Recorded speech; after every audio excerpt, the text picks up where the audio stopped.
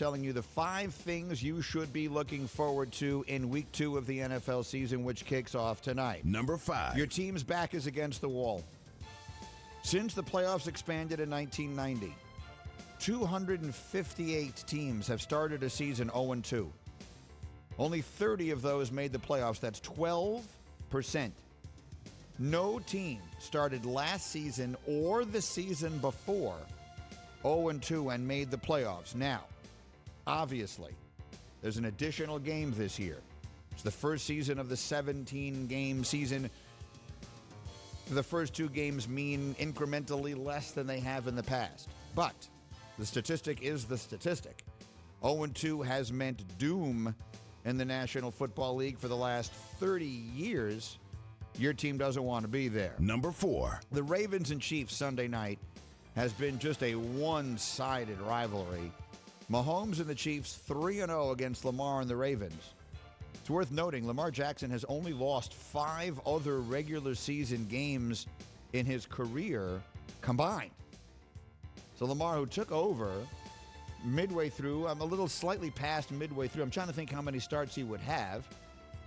But something in the neighborhood of 40 starts does he have? 30-8 in his NFL career during the regular season. 30-8, 3 of those losses, 0-3, are against the Chiefs. Their styles make fights. They have their number, and the Ravens are hurt in the worst possible place to be hurt against Mahomes. They're banged up in their secondary. They really struggle in coverage. Derek Carr just threw for 430 yards against them. What might Mahomes do on Sunday night? Number 3. The most even matchup of the week, according to our FPI, our analytics, is Dallas at the Chargers. I will confess I am surprised by this. Our analytics give the Chargers a 50.2% chance to win. That is a coin flip. The Cowboys moved up from 14th to 10th in FPI after losing Week 1. Our model thinks this is a top 10 team in the NFL. I'll say this. I think the Chargers are better. I think they're strong where the Cowboys are weak. I also wonder if these numbers, this football power index, was this put together before the DeMarcus Lawrence injury? Yes. The only single-player stuff that this will adjust for is quarterbacks. That's a major loss. The Cowboys, in case you didn't know this, yesterday they lost to a broken foot in practice DeMarcus Lawrence, who is far and away their best pass rusher. They're also playing without their next best pass rusher, who is Randy Gregory, who's on the COVID list. So I think the Cowboys are going into this game weak in all the worst places. I think that the Chargers are going to win this game and cover. The last number I saw was 3.5. We will see. Number 2. Zach Wilson is going to try to do something that's only been done once by a rookie quarterback going back to the start of the 2014 season, and that is beat the Patriots. New England is 9-1. Bill is 9-1 in his last 10 against rookies. He dominates rookie quarterbacks, and we talked with Rob Ninkovich yesterday here on this show about why that is. He just changes up looks. Now, the one rookie that beat him was the most recent such game. Week 15 of last year, Tua beat him. He's the only guy to beat him, and obviously in the division, you would figure you get 2 cracks at him, barring injury or whatever else it might be. So Zach will get 2 shots at Belichick. Here's what I do remember. And I'm struggling to remember whatever year Mark Sanchez was a rookie. The first year of Sanchez and Rex. The Jets won Week 1. They blew out Houston.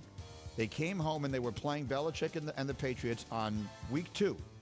And Rex played that game up every conceivable way. And the Jets won.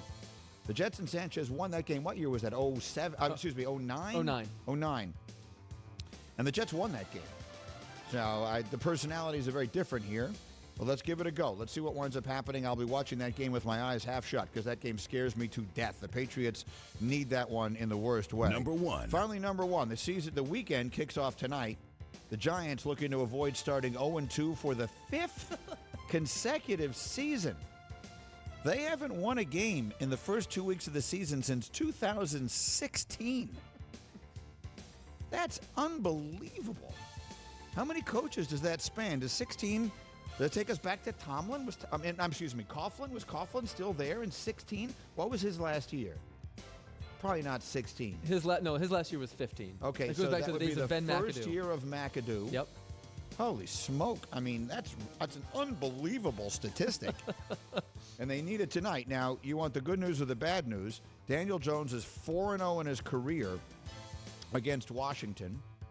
The Giants, however, what did I see on Instagram? They're 0-5 on prime time? That's right. In primetime games, like going back how far? Like with him? With Daniel Jones. Oh, so Daniel Jones is 4-0 against Washington. He's 0-5 in primetime. This is the immovable object versus the irresistible force. Which way does it go? I've told you already. Personally, I think Washington wins this game big. And that's my green list here as we look ahead to what should be a very interesting night and a very interesting weekend. Thank you for watching ESPN on YouTube. For live streaming sports and premium content, subscribe to ESPN+.